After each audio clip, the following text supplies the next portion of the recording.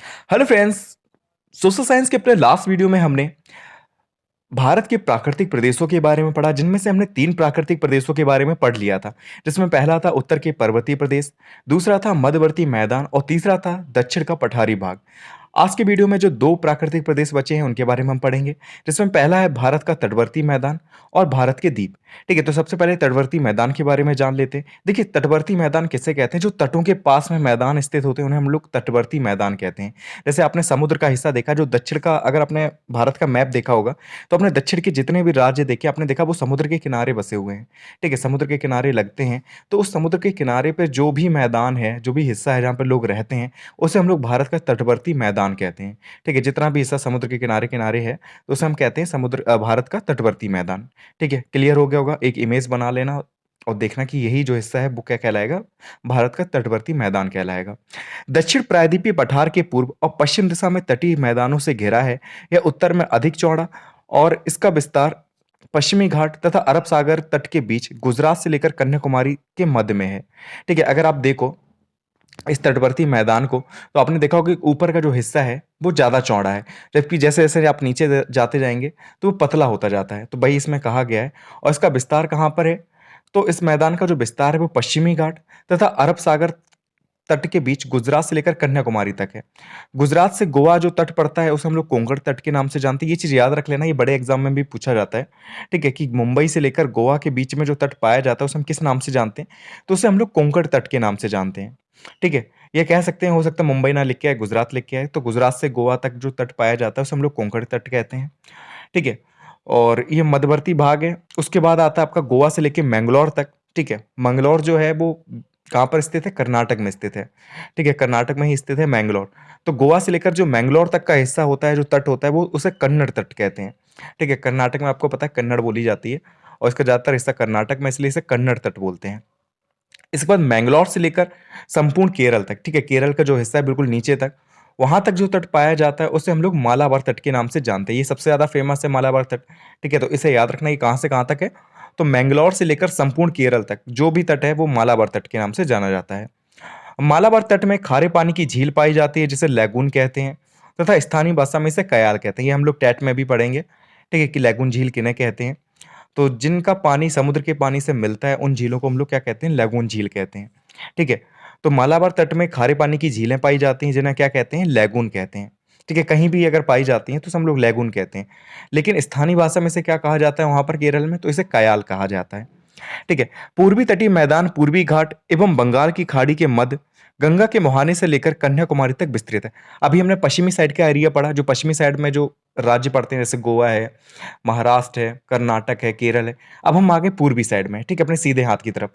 ठीक है, आपने जो मैप देखा उसमें सीधे हाथ की तरफ आ गए पूर्वी तट। और ये हिस्सा कहाँ पर फैला है? पूर्वी तटीय मैदान।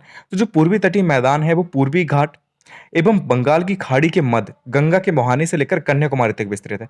ठीक है, अब गंगा का मुहाना कहाँ पे? जहां से वो बांग्लादेश में एंटर मारती है। ठीक है, जहां से वो एंट्री करती है बांग्लादेश में, वहां से लेकर नीचे कन्याकुमारी तक जो तट पाया जाता है उसे पूर्वी तटीय मैदान कहते हैं। इसे भी तीन भागों में बांटा गया है, उसके बारे में हम जान लेते हैं।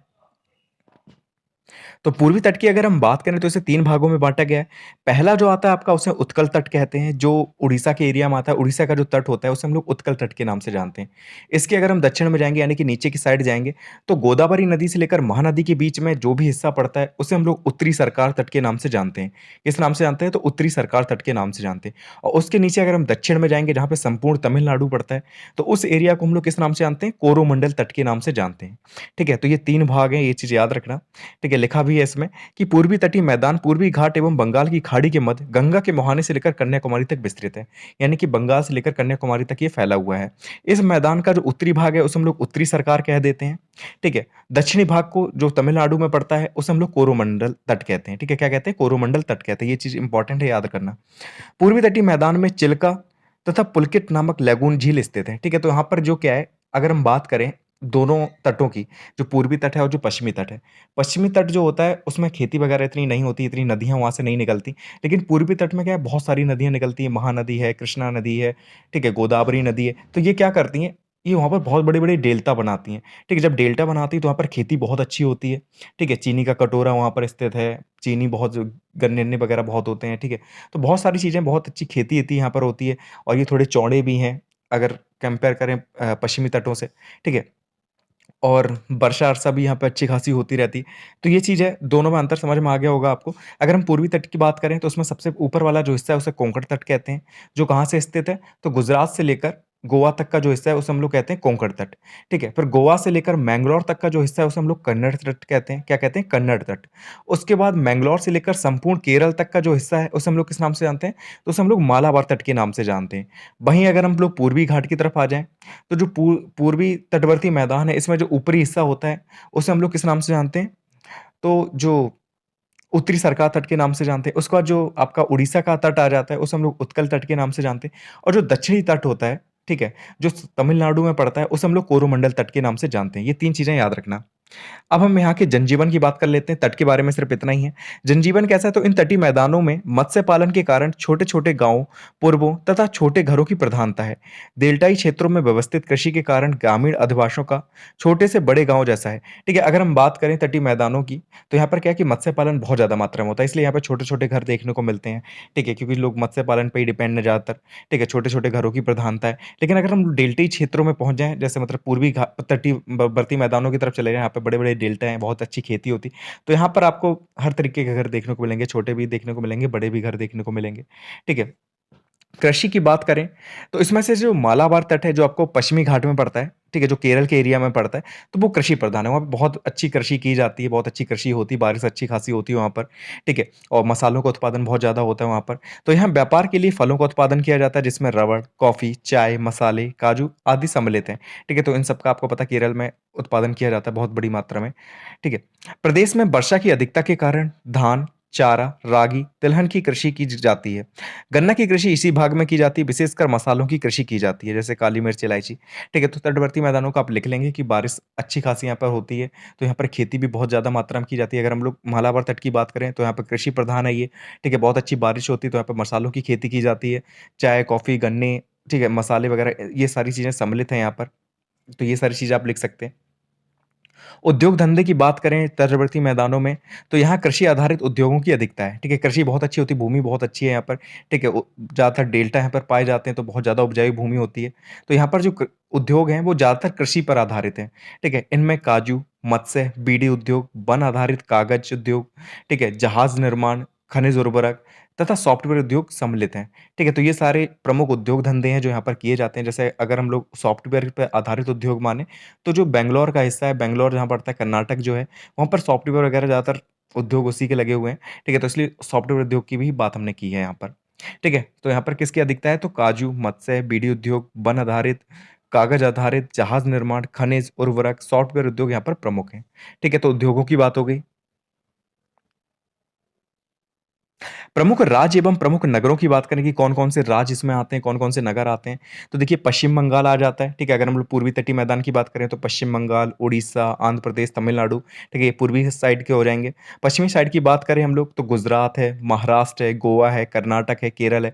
ये सारे किसमें आ जाते हैं? तो पश्चिमी घाट की साइड आ जाते हैं, ठीक है? और नगरों की बात करें कौन-कौन से शहर फेमस है यहाँ पर, तो कोलकाता, भुवनेश्वर, हैदराबाद, चेन्नई, बैंगलोर, गांधीनगर, मुंबई, एलुपुरम, पणजी ये सारे प्रमुख नगर हैं यहाँ के, ठीक है? तो अगर राज्य आपको याद है तो नगर तो आप लिख ही देंगे, एक ना एक शहर तो आपको पता ही होगा हर जगह का, ठीक है? अब हम बात करेंगे अपने 5वें प्रांतीय प्रदेश की, ठीक है? जो है भारतीय द्वीप समूह। अब इसकी हम बात कर लेते हैं।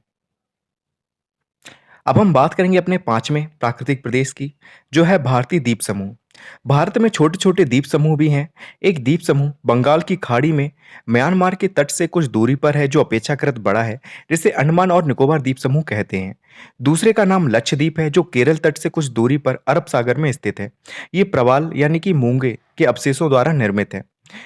पूर्व में बंगाल की खाड़ी में स्थित द्वीपों का समूह अंडमान और निकोबार द्वीप समूह के नाम से जाना जाता है।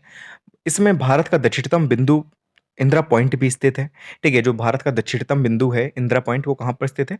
तो अंडमान निकोबार द्वीप समूह में स्थित है, जो कि डूब भी चुका था 2004 में जब सुनामी आई थी। ठीक है, तो भारत द्वीप समूह के बारे में इतना ही है। देखिए 2 द्वीप समूह हैं जो काफ़ी फ़ेमस हैं। पहला जो है वो बंगाल की खाड़ी में स्थित है और म्यांमार का जो तट है उससे थोड़ी दूरी पर स्थित है, जो बहुत बड़ा है और इसे हम लोग किस नाम से जानते हैं? तो अंडमान और निकोबार द्वीप समूह के नाम से जानते हैं। इसे भी हमने 6 भागों में विभाजित किया है, ठीक है? जब आप टेट की तैयारी करेंगे तो उसमें हम ये चीज़ पढ़ेंगे, ठीक है? जिसमें अंडमान, उत्तरी अंडमान, दक्षिणी अंडमान, मध्य अंडमान, फिर निकोबार, कार निकोबार ऐसे करके हमने बाँट रखा है, ठीक है? और दूसरा जो द्वीप समूह है वो लक्षद्वीप है जो अरब सागर में स्थित है। ये कैल्शियम कार्बोनेट के बने होते हैं प्रवाल, उनके उनसे बना होता है, ठीक है? ये जो है किससे बना होता है? प्रवाल भित्तियों से बना होता है। प्रवाल जो कि मूंगे कहलाते हैं, ठीक है? इनके अवशेषों द्वारा बना होता है, जो क्या करते हैं वो कैल्शियम कार्बोनेट के बने होते हैं और कैल्शियम कार्बोनेट को ही वो क्या करते हैं अब्ज़ॉर्ब करते हैं या खाते-पीते हैं, ठीक है? तो एक ऊपर एक बनते जाते कॉलोनियाँ बना लेते हैं और तब तक बनते रहते हैं जब तक ये पानी की सतह को पास ना पहुँच जाएँ। तो ऐसे करके ये द्वीप बने हुए हैं। तो ये आपका अरब सागर में स्थित है।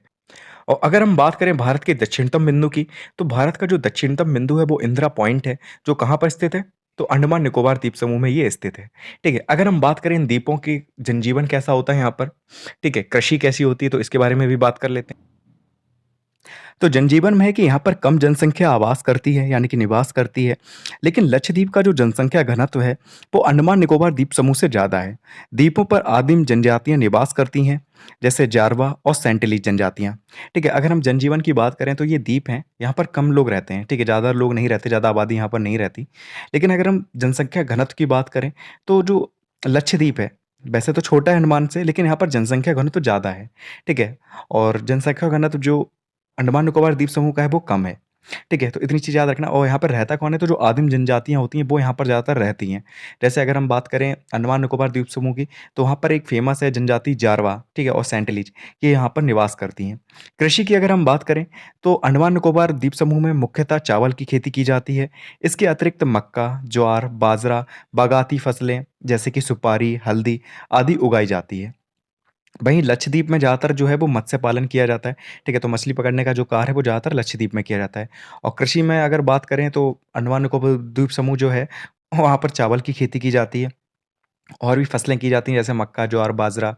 बागाती फसलों में आ जाता है आपका सुपारी, हल्दी, तो ये सारी चीज़ें यहाँ पर उगाई जाती हैं और लक्षद्वीप में सिर्फ़ मत्स्य पालन होता है।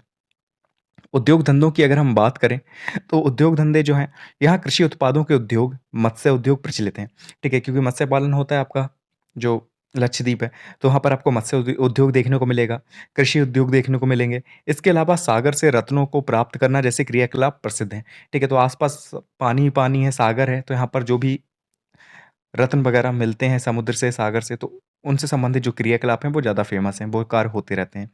प्रमुख राज्य एवं नगर की बात करें तो इसके अंतर्गत मिनिकॉय, पोर्ट ब्लेयर जैसे नगर अवस्थित हैं। तो ज़्यादा नहीं है यहाँ पर जो पोर्ट ब्लेयर है, मिनिकॉय द्वीप है, ये सारी चीज़ें यहाँ पर पाई जाती हैं, ठीक है? ये राज्य और प्रमुख नगर हैं, ठीक है? और ये यूटी में आता है दोनों, ये भी चीज़ याद रखना, ठीक है? तो ये चीज़ें हो गईं, ठीक है? तो अब जितने भी प्राकृतिक प्रदेश थे भारत के हमने पढ़ लिए हैं। इतने ही प्राकृतिक प्रदेश हैं 5 और पाँचों के बारे में हमने अच्छे से पढ़ लिया, तो तैयारी अच्छे से करना, पढ़ लेना अच्छे से। तो जो नेक्स्ट टॉपिक हमारा होगा वो होगा उत्तर प्रदेश के प्राकृतिक प्रदेश, तो उनके बारे में हमें पढ़ना है। 3 प्राकृतिक प्रदेश वहाँ पर हम पढ़ेंगे, ठीक है? तो फिर मिलते हैं नेक्स्ट वीडियो में। Thank you so much for watching this video.